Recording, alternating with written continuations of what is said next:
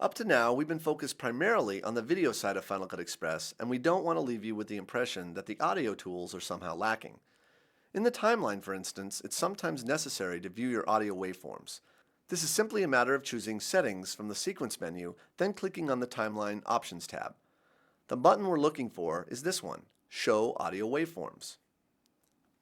Once selected, all audio tracks in the timeline will display their waveform. In order to see the waveform better, you may want to increase the track size. Click the Track Height button at the bottom left corner of the timeline to change it. If you have more than 4 audio tracks, you may want to drag this line called a static bar upward so you can see more of your audio tracks while you work.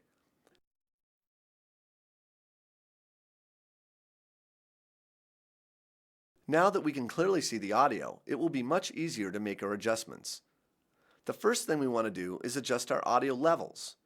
This button next to the Track Height button is called the Clip Overlays button, and as you'll recall, we used it to adjust the opacity of our video clips.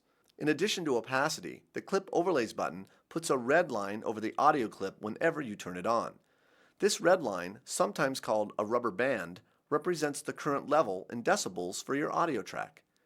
To change the current level of a clip, just move your mouse pointer directly over the rubber band until it turns into a north-south facing arrow. This is your cue to drag up or down. Dragging upward will make the clip's audio louder. Dragging downward will make the clip's audio softer. Notice that as I drag, Final Cut Express lets me know where my current audio levels are by the little yellow flag. Dragging these audio rubber bands are very handy if you want to create a balanced mix between tracks of varying audio content like music and dialogue. If you want more control of your audio rubber bands to do things like fades and dips, you'll need to use the Pen tool, which is located at the bottom of the tool palette. The Pen tool essentially allows you to set audio keyframes at points along the rubber band so you can control the points at which the audio will fade up or down.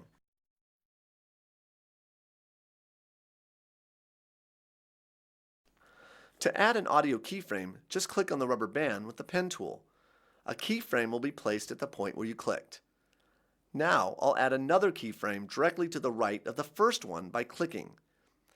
As I place my mouse pointer directly over the second keyframe, my cursor becomes a crosshair, which allows me to drag on the keyframe up or down. By dragging up, I'm telling Final Cut Express to fade from the level of the first keyframe to the new level of the second keyframe. Let's hear how this sounds. Now let's drag the second keyframe downward. This creates a fade down. If you want to change how long the fade occurs, you can drag the keyframes right or left to increase or decrease keyframe distance. This distance between the keyframes changes the duration of the fade. To remove a keyframe, just select the minus pen tool from the tool palette, then click directly on a keyframe.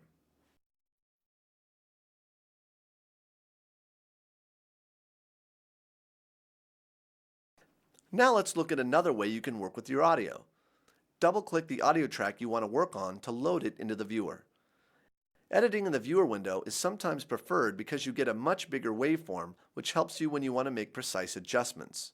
Unlike the timeline, audio clips in the viewer always have the rubber bands displayed. You can add keyframes the same way you did in the timeline using the Pen tool, or you can use these keyframe buttons. Just park your playhead where you want the first keyframe to be placed, then click the button. To reset your audio rubber band to the default, just click the button with the red X.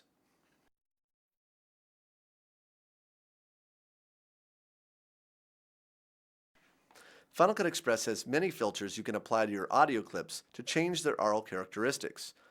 Audio filters are found in the Effects tab of the browser. Additionally, you can find them in the Effects menu.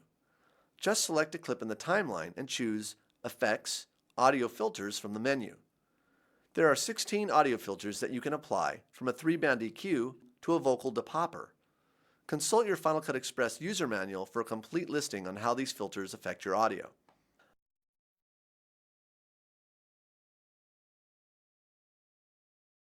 Audio transitions come in handy when you want to create a quick crossfade between two audio clips on the same track. From the Audio Transitions folder in the Effects tab, you can apply one or two types of crossfades to your clips. Just drag the crossfade icon out of the bin and drop it at the cut point of your audio tracks. When you play the audio back, you'll have an instant crossfade.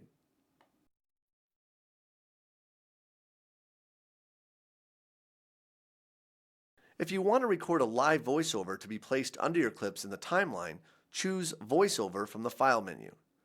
The VoiceOver tool is extremely useful for doing things like adding narration or commentary to your video program. In order for the VoiceOver tool to function, you will need a live audio source like a microphone or DV camcorder connected to your Mac. If you choose to use your camcorder's microphone, you will need to do two things. First, you'll need to switch your camcorder into camera mode so the on-camera mic becomes live. Second, you'll need to set the input pop-up for DV audio. You'll know if you did all of this correctly when you start seeing the green LED bar bouncing sideways in the level monitor indicating a live audio feed from the camera or mic. To initiate a voiceover session, just position your playhead in the timeline where you want the voiceover to start. Next, make sure the target light for channel 2 is selected on track A3. Now click the Record Stop button and begin speaking into the camera microphone. After you finish, click the button to stop the recording. Final Cut Express places the voiceover in the track directly below the track you targeted. You can preview what you just recorded by clicking this button. If you didn't like what you heard, you can click the Discard button and Final Cut Express will delete this file for you.